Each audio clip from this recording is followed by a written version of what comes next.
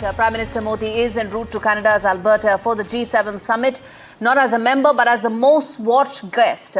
But why is this invite shaking up the world stage? Well, relations between India and Canada were in the deep freeze and have picked up since then. Unchecked Khalistani extremism across Canada under Justin Trudeau's tenure was the primary reason which divided the two countries. But now, Canadian Prime Minister Mark Carney says India is simply too big to ignore. Carney does have a point. India is now the world's fourth largest economy, fast becoming the world's supply chain lifeline. And most importantly, it's the voice of the global south. So if G7 wants to tackle climate issues, it wants to address how AI needs to be regulated, it wants to have a better roadmap about what should be global security, it needs to have India to ensure that those talks are not just conclusive, but also have some sort of a roadmap, which is why Prime Minister Modi's visit to Canada to attend this G7 summit. Since 2019, he's been attending these, is going to be so important. Let's get in Maha Siddiqui, my colleague who's been tracking the G7 summit for us, joining us live to talk more on this. Maha, good to have you on the show. Talk to us about this G7 summit, the first that's for Prime Minister Modi and Mark Carney's visit. There's a lot of expectations that it could reboot some of the India-Canada relationship that was tested during Trudeau years. Well, absolutely. That's the hope and the expectation that most people hold, that this meeting will act as an icebreaker. So there is going to be a bilateral between the two leaders on the sidelines of the G7 summit. And we're expecting that some of the issues that have been the cause of friction between the two countries could come up during the bilateral meeting. For instance, the issue of Khalistan, something that India has constantly raised with Canada and asked Canada to show concern to India's issues with regards to the Khalistan separatism, and that not to give a political voice to the separatists here in Canada who are calling for a separate Khalistan in India, and to respect India's sovereignty.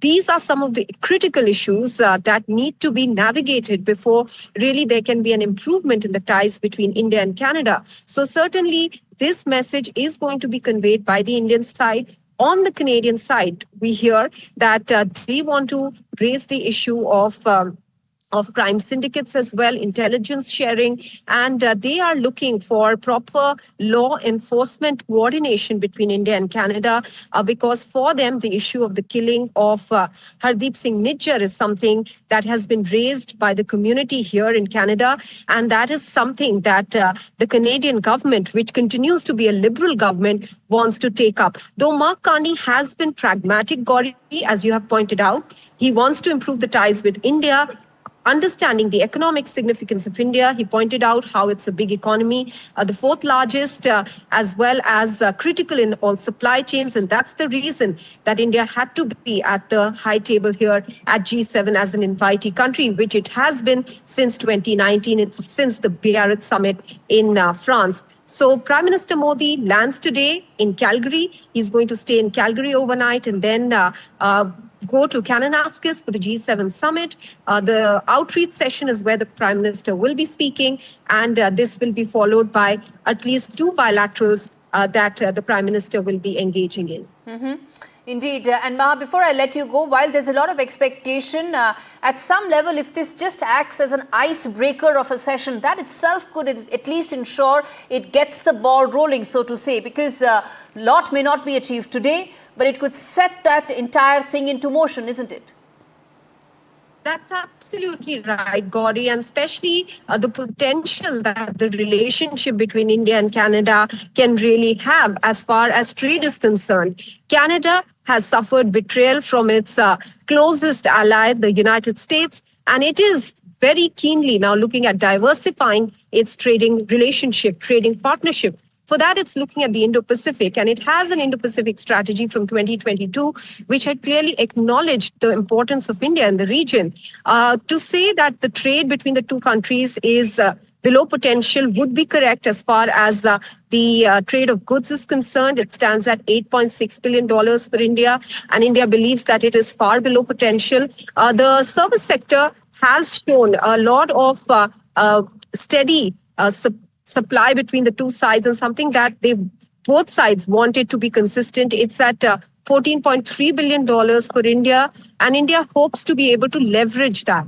So all this can only go forward once the relationship and the diplomatic friction that both sides have seen can be set aside. As far as the diplomatic friction is concerned arising out of the Khalistan issue, we know that the diplomats from both countries, the highest level diplomats, that is the high commissioners, were removed from both sides. And therefore, perhaps as a beginning, that is a position that could be reinstated between the two sides to show that they are taking a step forward in the relationship. So there is huge potential. Yes, of course, build on the trade partnership, but that can only happen when issues of this nature are removed. Right, let's quickly now put it forth the big questions, and we also get in our guest joining us this evening, Terry Maliski, as well as Ambassador Satish Mehta, to understand what this means. Gentlemen, thank you so much for speaking to NDTV. We put out those big questions as well that tell you why this meeting, this summit is so very important. The first big question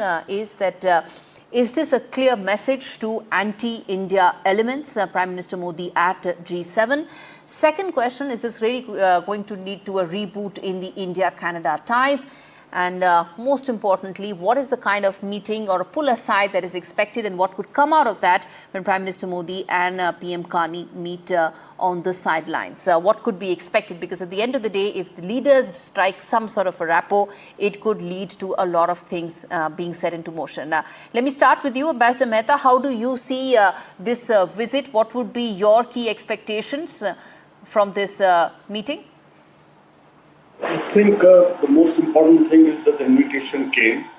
Prime Minister of Canada himself called Indian Prime Minister, and prior to that, Amit Anand and Jaishankar had a long conversation.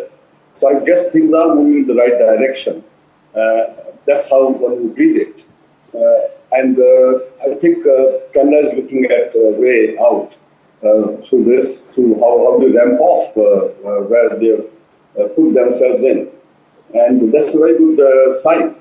And India has reciprocated by Prime Minister visiting Canada, accepting the invitation for the G7. Okay. Terry, in terms of one of the things that was cited was how Canada needs India because of its economic recovery plans. How important is that, given the fact that Canada is one of the largest exporters of commodities, and India is one of the largest consumers, importers of commodities and energy? Well, it's more than important, isn't it? It's actually essential. Mark Carney has introduced himself by saying he's going to revolutionize the economy of Canada. He wants to spend $9 billion more on defense and much else besides. And he's warming up to India as much as he can. They've announced that they will improve their information sharing with respect to law enforcement, terrorism, and the like. We don't have details, but at least it's the right direction. And both prime ministers are sending us all a message that we're going to try to get past this unpleasantness of the last couple of years following the assassination of Hardeep Singh Nijjar in Surrey, British Columbia. Now, since then, though, the bad news is, as you know, that since then, relations have gone into a deep freeze, diplomats kicked out. It couldn't get much worse without going to war. Now that they're both saying they're going to warm things up, that's great. It sets a direction which will be welcome, and they're putting pressure on themselves to deliver on that. Problem is that Mark Carney doesn't have the ability. A Canadian Prime Minister, for example, can't pick up the phone and send all the cops to prison. If they're not doing anything illegal, if they go down the street with a yellow flag saying Khalistan Zindabad. The second problem is that there are charges, a number of Indian origin individuals, for an alleged crime wave, as the Canadian Mounted Police describe it. And the Prime Minister can't stop that either. He can't say, oh, that's diplomatically inconvenient because we want to be friends with India again. The police will go ahead. There's not a lot he can do concretely to make this all go away, but he's setting the right direction. So what you're saying is that it will challenge Canadian desires to act on India's legit grievances and also challenge its capacity to actually act on some of this. Ambassador Mehta, let me ask you this. The fact that there are serious security concerns right now that have been raised by India with regard to some of the threats that Prime Minister Modi faces there, that also tells you the kind of Khalistani extremism that actually exists on Canadian soil. How much do you think Mark Carney would be able to address this? You know, the previous government, the Trudeau government, was hand in glove with these crazy guys. That was the fact of the matter. Secondly, it was dependent upon NDP led by Jagmeet Singh, who himself is a known Khalistani. Now, Jagmeet Singh is out of the equation. The fact that he himself lost the election shows what his standing is and how Canadians see him. The second part is Trudeau himself is out of the equation now. So, in that sense, lots of things have already been rebooted by the Canadian voters. Rest of it is for two governments to work it out. Now, as to the fact of what Terry mentioned about government not being able to influence the courts, I think no evidence has been given. India has asked for evidence, and no evidence was ever given. Okay. So I think the conversations will have to be more on intelligence sharing, security aspects. Yes. And India's concerns are genuine. And these people who want Khalistan are Canadian passport holders. Indeed. Imagine what business do they have to break up India, and why should that tolerate that? Now, I mean, imagine if Indians were sitting here in India with Indian passport holders trying to fan in the Quebec breakup program. This would be completely unacceptable to Canada, as it is, as the Khalistani movement is to India. Okay. So I think, and Canada must get this message very clearly. See, if you have friends, then you don't meddle with the internal Absolutely. politics. And I think that's the most important thing. Terry, let me ask you this then. And just one last point. Yes, sir. Quickly, please. Yeah. Often it's said that, the democratic impulses, that they have vote banks. No, I mean, you've seen this election. Before that, Stephen Harper was Prime Minister for 4 terms. Yes. All these folks were there, and they have no credence. So they get credibility because politicians line up with them, right. Not otherwise.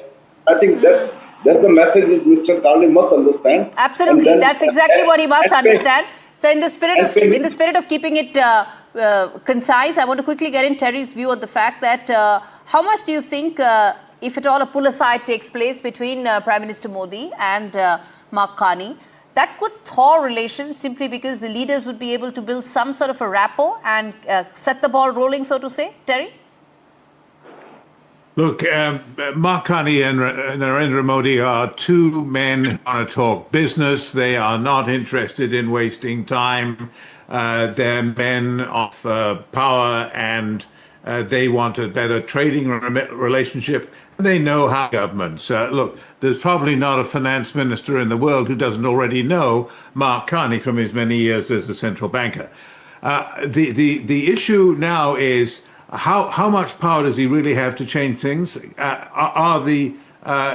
know that business right now is behind Mark Carney. They're hoping for a better relationship on an urgent basis. And I want to mention one other thing. The Khalistani element is not having much impact now.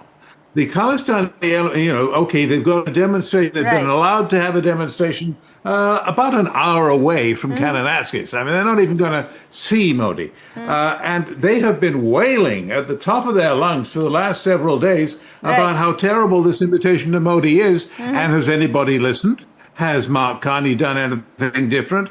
Absolutely not. And of course, you add to that the political failure of the New Democratic Party under Jagmeet Singh to make any impact in the last election. Absolutely. The Khalistani wing of the Sikh diaspora in Canada is not having a good year. I think their influence has been declining and may continue to decline under Mark Carney, who is no Justin Trudeau. He's not going to be... He's no Justin Trudeau. I'm going to leave it there, sir.